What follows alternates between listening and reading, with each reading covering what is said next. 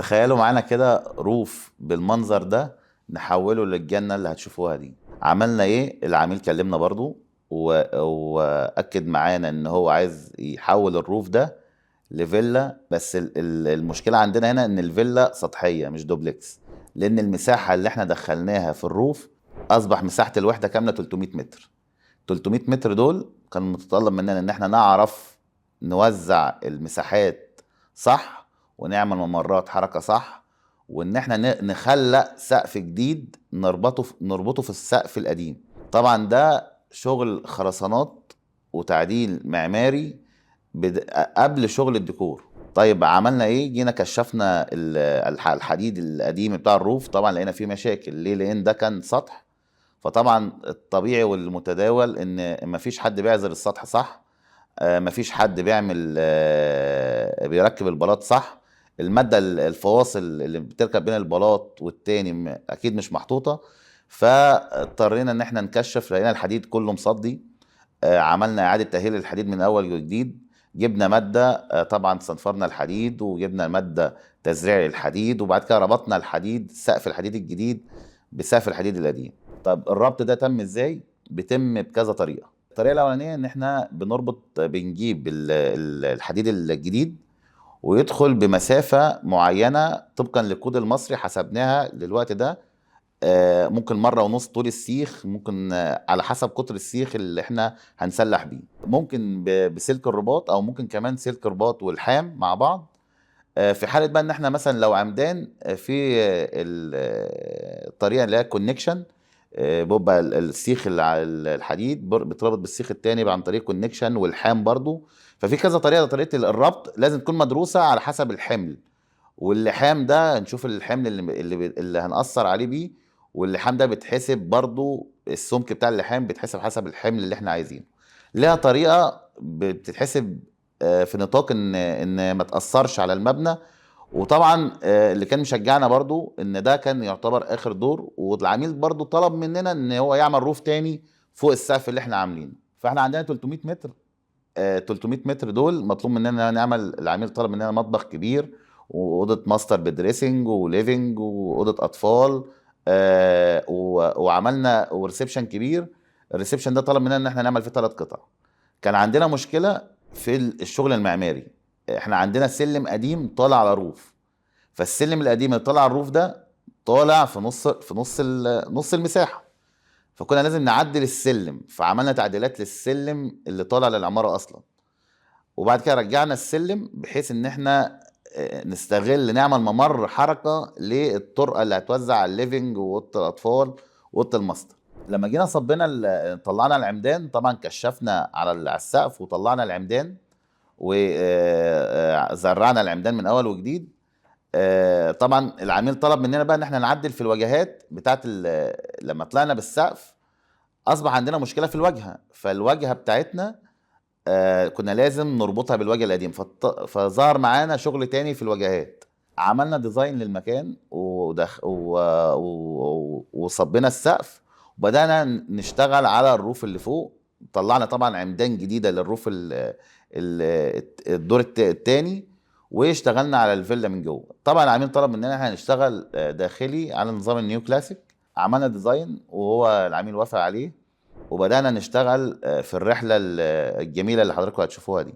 الفيلا دي العميل كان طالب ان هي تتشطب بأعلى كواليتي. طيب عندنا مشاكل ان في حوائط عندنا قديمة.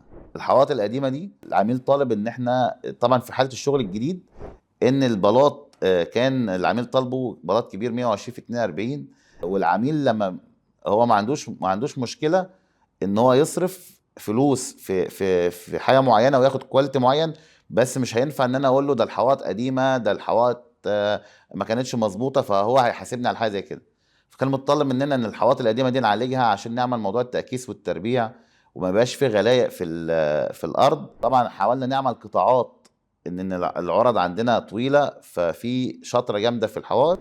اضطرينا نعمل قطاعات واعمده احنا خلقناها في المكان، بحيث ان هي تكسر العارضه، ما يبقاش فيه طول معانا في التأكيس والتربيع.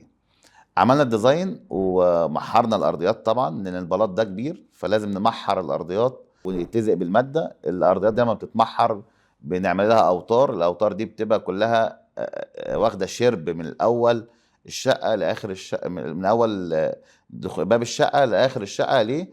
لان لو احنا هنعمل قواعد دفن في الحمامات فلازم يبقى معانا شرب معين ثابتين عليه، وهو شرب القعده المعلقه. طبعا شرب القعده المعلقه ده بيبقى ارتفاعه من منسوب التشطيب 33 سم، فلازم نحقق ده وما يضرنيش في البسطه بتاعت السلم اللي بره اللي احنا اصلا عدلناها. فهنا كانت في مشكله برضو في المنسوب بتاع دخلة العماره، دخلة الشقه ومنسوب العماره من تحت. وبرضو كان مطلوب مننا ان احنا ما نكسرش سلم العماره اللي موجود، فطبعا عدلنا في البسطه اللي داخله على العماره. ده باخد مننا شغل ان احنا بنحاول ان احنا نحافظ على حاجه وما نبوظش حاجه تانية. لما عملنا ده وسحبنا عملنا الصرف بتاعنا وبدانا نعمل الارضيات، حصل معانا مشكله. ايه هي المشكله بقى؟ ان لما جينا خدنا المنسوب، اقصى منسوب للقعده، كانت القعده معانا على 37 سم، فكده زايده عن المفروض نعمله 4 سم بالظبط. طب ال 4 سم دول انا لازم افصل، يعني لازم افصل المنسوب اللي جوه والمنسوب اللي بره. كان عندي طرقه بين الريسبشن وبين الحمامات، عملت فاصل بينهم، عزلت الجزء ده عن الجزء بتاع الريسبشن. عزلناه ليه؟ عشان اولا لو انا رفعت المنسوب هيبقى رديم على السقف ولود كبير على السقف، يعني بنتكلم في حوالي 20 او 25 سم رمل، وده طبعا لود كبير على السقف، في سقف اصلا هو السقف بتاع الروف، يعني هو اصلا سقف متهالك. فطبعا السقف ده طبعا شلنا الحديد بتاعه وعملناه، بس طبعا هيبقى لود زياده على السقف. فكان عندي الحائط اللي احنا عملناه اللي هو فاصل بين الحمامات والطرق اللي احنا عملناها، ان احنا حاولنا ان احنا نعمل الممر الحركه يكون داخلي مش خارجي. فحاولت ان انا افصل المنسوب ده عن المنسوب ده، اصبح معايا منسوب القاعده جوه 34 سم، ومنسوب الريسبشن معايا ثابت، واخد البلاطه متاخده على اول البسطه. طبعا دي مشاكل بتقابلنا في الشغل عشان الشغل مش من الاول، يعني احنا مش واخدين الشغل من الاول، او احنا اللي بانيين الوحده، او احنا اللي عاملين الشغل الخرسانات، فاكيد المشاكل دي كلها ما بتبقاش موجوده لو احنا اللي ماسكين الشغل من الاول. فطبعا بيبقى فيه مشكله، فلازم لها حل. حلينا الموضوع، وكان الموضوع ده كان صعب جدا، لان احنا بنشوف قواعد وبنشوف حمامات بندخل عليها بنلاقي ارتفاع القاعده 40 و37 وممكن نلاقيها 31. يعني بتبقى فيه مشكله. المشكله بتحصل من ايه؟ ان الشرب بتاع السباك محدش بعد كده بيحترمه.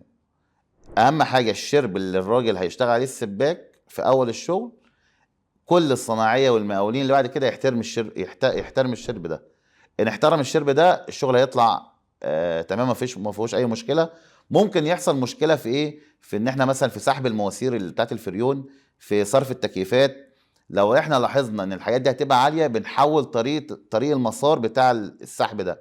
يعني بدل ما انا اسحب مواسير الفريون في الارض، انا ممكن اسحبها في الجبسون بورد عشان ما تعليش معايا المنسوب. ممكن ان انا اعمل ايه؟ ممكن احول مسار الصرف السباكه ما يبقاش مع مسار خراطيم الكهرباء، عشان ما يبقاش الخرطوم بتاع صرف السباكه، الماسوره بتاع صرف السباكه على الكهرباء ويبقى في مشكله. فممكن نحول طريقه المسارات، فممكن المسارات دي بتترسم لو الشغل متاح ان احنا نرسمه. يعني متاح ان احنا يبقى الشغل معانا من الاول، فبنحاول ان احنا نقلل الارتفاع ويبقى معانا الارتفاع اللي على السقف ما يبقاش فيه لود كبير. فتحويل المسارات ده ما يبقاش صنايعي راكب على صنايعي تاني، لازم يكون في توزيع للشغل محترم. فكنا لازم نحقق ده عشان الارتفاع وعشان المناسيب اللي معانا، لان احنا محكومين بالمدخل بتاع العماره. خلصنا الموضوع المناسيب، عملنا المحاره بتاعت الارضيات، بدانا نشتغل في الجبسن بورد. وكان العميل طالب في الجبسن بورد اللي هو الماجنتيك تراك. الماجنتيك تراك ده ليه بتركب بطريقتين، في منه الخارج وفي منه الداخل.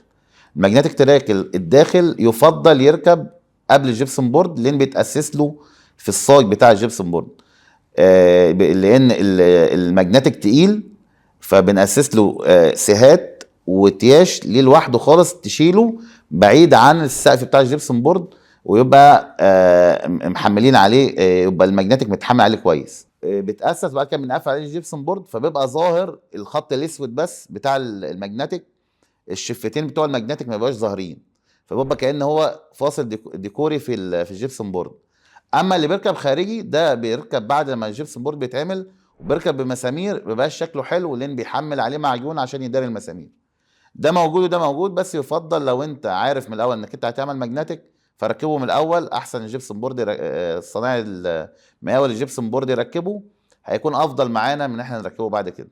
بعد كده اشتغلنا الديكورات اللي احنا عملناها في الديزاين وبدأنا ننفذ، وطبعا المشروع كان كامل معانا بالفرش. عملنا المطبخ، المطبخ في الوحدة دي كان العميل طالبه ان هو يتعمل عمولة دهانات وقشرة، عملناه برضو حسب التصميم اللي هم طالبينه.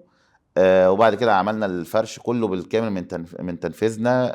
الورش بتاعتنا احنا لنا ورش كاملة في دمياط بتنفذ الشغل بالتوازي مع المشروع. يعني احنا بنبقى شغالين في المشروع تشطيب، وشغالين الفرش الورش بتاعتنا بنبدأ شغالين بحيث ان احنا نخلص تشطيب من هنا، الفرش يجي نحطه في المكان ونسلمه للعميل. الحمد لله احنا خلصنا كل الأعمال في الفيلا دي في 4 شهور. ال4 شهور دول كان مطلوب مننا ان احنا نعمل تعديلات معمارية والخرسانات ونشطب المكان بالفرش. فطبعا خد مننا مجهود كبير، والحمد لله ان احنا خلصنا المشروع على خير. وكانوا معاكم المهندس احمد، شكرا.